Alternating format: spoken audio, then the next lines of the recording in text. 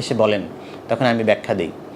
তো এইটা আমার মনে হয় একটা ভিডিও করি, জনসচেতনতায় এটা অনেকটা ভালো ভূমিকা রাখবে। কারণ এইটা নিয়ে এত বেশি টেন্স থাকেন মানুষজন, এত বেশি বিচলিত থাকেন, এই টেনশনেই তাদের সেক্সের পারফরমেন্স খারাপ হয়ে যায়, যে আমার সাইজটা মনে হয় ছোট, আমি মনে হয় ভালোভাবে পারফর্ম করতে পারছি না, আমার ওয়াইফ মনে হয় খুশি হচ্ছে না। সবার আগে একটু বলি, পেনিসের সাইজ এক এক দেশে, এক এক অঞ্চলে, এক এক রাষ্ট্রে এক এক রকম হতে পারে, জাতিভেদে এক এক রকম হতে পারে। তাই স্বাভাবিক একজন আমেরিকান বা একজন ইউরোপিয়ান বা একজন আফ্রিকান মানুষ, তিনি লম্বায় আপনার থেকে কত বড়, উচ্চতায় বা হাইটে, তো তার পেনিস তো বড় হবে, এটাই স্বাভাবিক। কারণ আপনারা অনেকে যেটা করেন যে বিভিন্ন পর্ণ ছবিতে দেখেন বা বিভিন্ন জায়গায় দেখেন, দেখে ভাবেন যে এই যে ওনার পেনিসটা, ওই লোকের পেনিসটা এত বড়, আমার পেনিসটা এত ছোট, আমি দুর্বল, আমি তো কিছুই পারছি না বা পারবো না। বিষয়টি মোটেই তা নয়, একদমই তা নয়। আমি একদম গবেষণার কথা বলছি, আমি আমার মনের কথা বলছি না। গবেষণার যেটা দেখা গেছে যে আমেরিকান বা ইউরোপিয়ান যাদের হাইট অনেক বেশি, যে 6 ফিট বা 6 ফিট প্লাস এরকম সাধারণত ওনারা হয়ে থাকেন, তাদের পেনিসের সাইজ বলা হয়ে থাকে অ্যাভারেজে 3.5 ইঞ্চি বা 9 সেন্টিমিটার। 3.5 ইঞ্চি বা 9 সেন্টিমিটার। তো আপনি একটু কল্পনা করে দেখুন, এটা কিন্তু তাদের সাইজ বলছি আমি, নন ইরেক্ট অবস্থায়, অর্থাৎ পেনিসটা শক্ত না থাকা অবস্থায়, স্বাভাবিক অবস্থায় এতটুকু। আর ইরেক্টেড অবস্থায় এই সাইজটা হচ্ছে 5 থেকে 7 ইঞ্চি বা 13 থেকে 18 সেন্টিমিটার।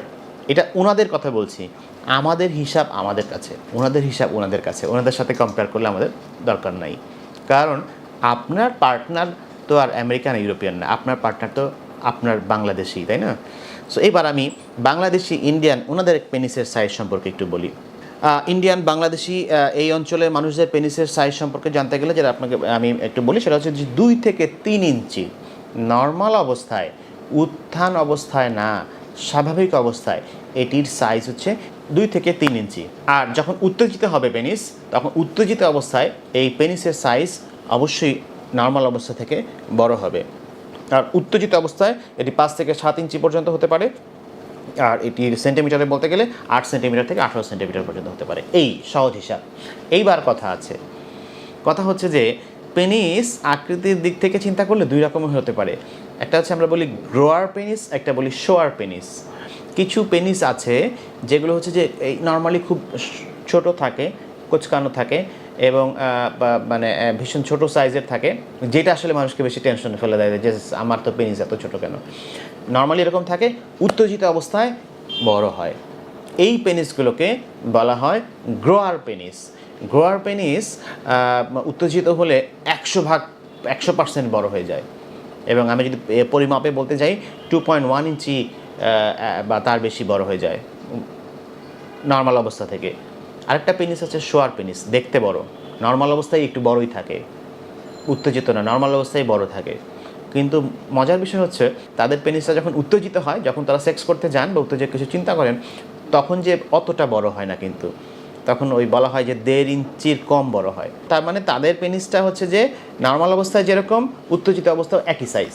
কাজেই আপনি হয়তো বা কখনো কোনোভাবে কোথাও কোনো ওয়াশরুমে বা কোনোভাবে চোখ না চাইতেও চলে গেছে বা কোথাও দেখছেন যে নর্মাল অবস্থায় একজন মানুষের পেনিস এত বড়, তার মানে তার উত্তেজিত অবস্থায় আরও বড় হবে। আমারটা তো খুবই ছোট, আমার তাহলে কি হবে?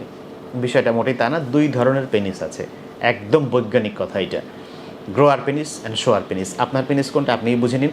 কোনো পেনিসই কার্যক্ষমতার দিক থেকে কেউ কারো থেকে উপরে নয়, কাজে ভয়ের কিছুই নাই, 2টা পেনিসই সমানভাবে কাজ করে থাকে। এখন এখানে আরও কথা আছে, অনেকে বলেন স্যার আমার পেনিসটা দিনকে দিন ছোট হয়ে যাচ্ছে। এইটা কোনো বৈজ্ঞানিক ভিত্তি নাই, দিনকে দিন কোনো পেনিস ছোট হয় না। তবে দেখা গেছে এখানে কিছু কথা আছে, বৈজ্ঞানিক যে ব্যাখ্যাগুলো সেগুলো বলছে। সেটা হচ্ছে যে যখন মানুষ খুব টেনশন থাকে, মনটা দুর্বল থাকে, মনটা মরা থাকে, কিছুই ভালো লাগে না, তখন যে পেনিসটাও মনে হয় যে কেন জানি দুর্বল হয়ে যাচ্ছে, এরকম একটা চিন্তা মাথার মধ্যে আসে। এবং স্ট্রেসে থাকলেও পেনিসটা একটু কোঁচকানো থাকে, ভিতরের দিকে ঢোকা অবস্থায় থাকে। এর মানে এটা পার্মানেন্ট কোনো ড্যামেজ না।